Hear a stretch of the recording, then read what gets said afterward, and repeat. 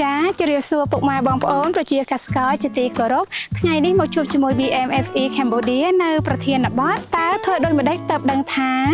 ដើមទុរេនមានកម្លាំងគ្រប់គ្រាន់សម្រាប់ជំរុញការជីងផ្កាការជំរុញដើមជីងផ្កាមុនពេលមានកម្លាំងគ្រប់គ្រាន់អាចបណ្ដាលឲ្យដើមជីងផ្កាផ្ទៃការខ្សោយជ្រុះច្រើននិងប៉ះពាល់ដល់ទិន្នផល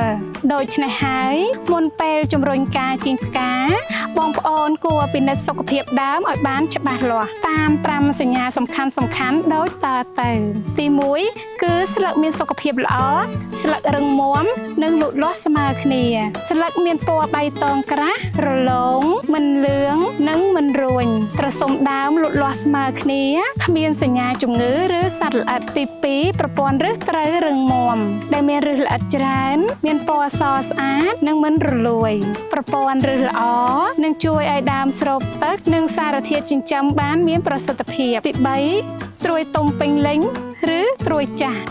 ត្រួយប្រែជាពណ៌បៃតងចាស់ស្លឹករឹងនិងឈប់លូតលាស់បើត្រួយនៅខ្ចីការជំរុញការជីងផ្កានឹងអត់មានប្រសិទ្ធភាពហើយដើមអាចបន្តដោះត្រួយថ្មីដែលអាចមកដណ្ដើមសារធាតុចិញ្ចឹមជាមួយកំពកផ្កាទី4គឺដើមលូតលាស់ល្អនិងមានស្ថិរភាពមិនស្វិតមិនលឿងស្លឹកមិនហូរជ័រនិងគ្មានការវាយប្រហារពីជំងឺឬសត្វល្អិតតួដើមនិងមែករឹងមាំលូតលាស់មានស្ថិរភាពទី5គឺដើមត្រូវមានសារធាតុចិញ្ចឹមគ្រប់គ្រាន់និងសមស្របដើមទុរេនត្រូវទទួលបានសារធាតុចិញ្ចឹមគ្រប់គ្រាន់និងមានតុល្យភាពមានថាមពលគ្រប់គ្រាន់សម្រាប់បង្កើតកំពកផ្កានិងចិញ្ចឹមផ្កាឲ្យបានល្អដូច្នេះហើយកុំប្រញាប់ជំរុញការជីងផ្កាបើដើមអត់ទាន់មានកម្លាំងគ្រប់គ្រាន់នៅពេលដើមមានសុខភាពល្អប្រព័ន្ធឫសរឹងមាំនិងសន្សំសារធាតុចិញ្ចឹមបានគ្រប់គ្រាន់ការជីងផ្កានឹងស្មើគ្នាកាន់ផ្លែបានល្អកាត់បន្ថយការជ្រុះផ្លែនិងផ្ដល់ទិន្នផលខ្ពស់នៅរដូវផលិតបើពុកម៉ែបងប្អូនមិនទាន់ប្រកាសថាដើមទុរេនរបស់ខ្លួនបានត្រៀមខ្លួនរួចហើយឬនៅ